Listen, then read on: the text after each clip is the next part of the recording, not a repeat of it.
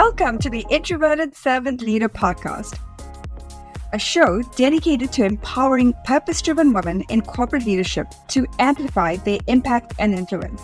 I'm your host, Sharissa Sebastian Deppen, a leadership and executive coach with over a decade of experience who guides introspective leaders in harmonizing personal aspirations with professional success. In each episode, we'll have thoughtful conversations about leadership, making decisions, embracing growth, and maintaining work-life balance while leading with quiet strength. We're so glad you could join us. Let's redefine leadership together. Hello there, and welcome to today's discussion on knowing the right thing to say at the right time. Who doesn't like that, right? Who doesn't want to know how do you do that, especially as an introverted servant leader? It's very easy for us as introverted leaders to get introspective. And when we put on the spot, it's not always comfortable because our natural tendency is to want to think about something ahead of time, to plan accordingly, and then to move forward once we feel confident enough in our ability to address a question or to respond to a certain situation. But as we all know, life happens, right? There's things that are going to happen and situations that we're in that we couldn't prepare for ahead of time. And a lot of times we're put on the spot and we can freeze, right? One of the responses that we can have is just to kind of be frozen and not know how to deal with the situation or how to address what's right in front of us. So let's tackle that a little bit today. So as a leader, you want to set a good example, right? And leave a legacy. In other words, you want to be mindful of how others will remember you. So let's start there. Let's start to think about what type of a person do I want to be? As you step into those situations or even prepare for the unknown, which sounds kind of crazy to do, but there's always going to be those situations where you don't know, what's coming at you. You don't know what's going to be asked of you. And it can be easy, right, to be put on the spot because we just simply can't plan and prepare for so many unknowns. And so what you can do, however, is plan ahead of time for those groups of unknowns. So what I mean by that, and I teach my leaders this all the time, is in the situations where even though you don't know what might be coming and you might be put on the spot, you can plan for how you want to respond and who you want to be in those moments. As an example of this, one of the things that you want to do, and I'm going to walk you through a couple of steps that I kind of walk my clients through to help them in those moments where they're like, oh, I'm not sure what to do. So this is your planning and preparation and thought process that goes into this so that when you are put on the spot, you can kind of go through some of these things. And after a while, it just becomes second nature.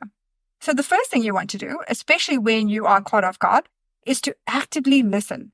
Pay attention to what the person is asking of you or what they're saying and take in that information and just try to absorb what it is that they're talking about so that you have more clarity before you go to respond. The second thing you want to do is have empathy, right? Try to really understand. It depends on the situation and where this person is coming from as far as what is the state that they're coming to in, right? So try to have empathy, try to put yourself in their shoes and try to have a deeper understanding of what is their emotional state, what is their requirement, what is it that they may need from you, right? So that's another part of this that is so important is to ask questions to clarify, ask clarifying questions so that you are very clear in the part that you need to play. So in other words, what does that person need from you? Sometimes it's just a listening ear. Sometimes they just need you to listen and to take in what they're saying. It might be, a person who needs to vent. Sometimes they're looking for advice. So they need you to respond or they're looking to you to respond. And then one other example is they might be an important decision that needs to be made. And they're looking to you to take what they're saying, really understand where they're coming from, and to help them to get a decision made. And there's many other examples, right, of what they can need from you. But this is so important because you do need to know your part. And so you want to make sure that as you are actively listening, having empathy, asking clarifying questions as appropriate, you also want to really understand what is it that they need from you. And so once you know that, you can use all of the other things that you've done up to that point in the conversation to have a really thoughtful response to what it is that they may need. Okay, so the next thing is, like I talked about before, you want to be proactive with this, right? So one way you can do that is to look at what you have coming up in the next week, maybe. So look at upcoming meetings, upcoming conversations that you know are going to happen, and think about what information do you need to be clear on what's needed from you in all of those interactions? Whether it's, an informal meeting, maybe you're grabbing coffee with someone, or maybe it's a presentation you have to do, or maybe it's an important meeting that you have to be part of. It's going to be so important to know what that agenda is. And if you haven't been given one, to ask what that is. And maybe even more importantly than that, to be really clear on the role that you play and what is needed from you in that meeting so that you can best plan and prepare for that. Because I know as an introverted leader, that's important to you, right? And you're probably really good at that. If you know what's coming up and you can get some of those clarifying questions answered, then it's so much easier for you to prepare and to plan for how to show up in that meeting, what you need to say, what you need to be prepped for, etc.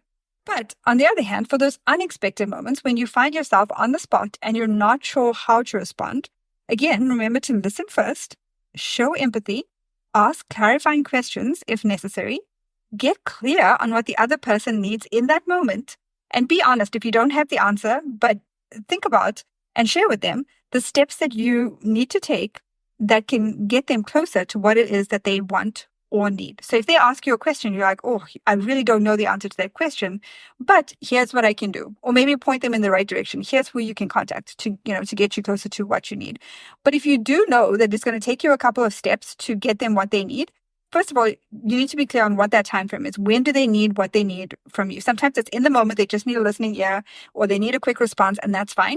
But other times, if they're asking for a little bit more and you don't have the answer to their question right in that moment, be very clear to them about what it is that you would need to do in order to make sure that you're thoroughly addressing their question, and also be very clear on when they need that information. Because a lot of times, especially as introverted servant leaders, we have a heart for people, right? We want to help them. We want to step in. We want to say, how can we help you?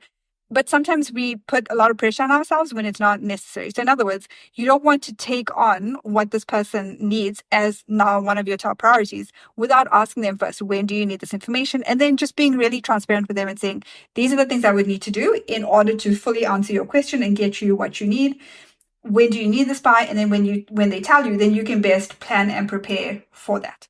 So just a couple of steps to think about as far as, number one, how you want to be known in the moment, right? How do you want to show up in a way that is very much in integrity with who you are as a leader and the leader that you want to be? And then also you can take these steps to start thinking about, how do I want to show up in this moment to be the most supportive leader I can be, but also to be honest when you don't have the answer and communicate very clearly so that you still continue to show up in that authentic way. And they still know, right, that you are helpful and you're going to do whatever it takes to help them, even if you don't have the answer in those moments. So as you can tell from everything I've shared, it's not really about knowing the exact perfect response, perfect answer in the moment. It's more about how you're showing up. And how do you show up in a way that even when you don't know the answer, you're still continuing to build trust in that relationship and respect. And people still look at you and go, you know what, I admire you as a leader because I know that every time I come to you for help, you're going to do your best to help.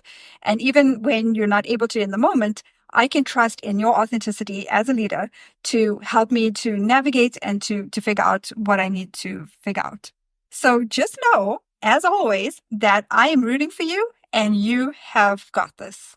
If you loved this episode and want more, I invite you to join my free training on how to lead in times of uncertainty and rapid change. You can find it at leadershipmasteryalliance.com/training. The link will be in the show notes below.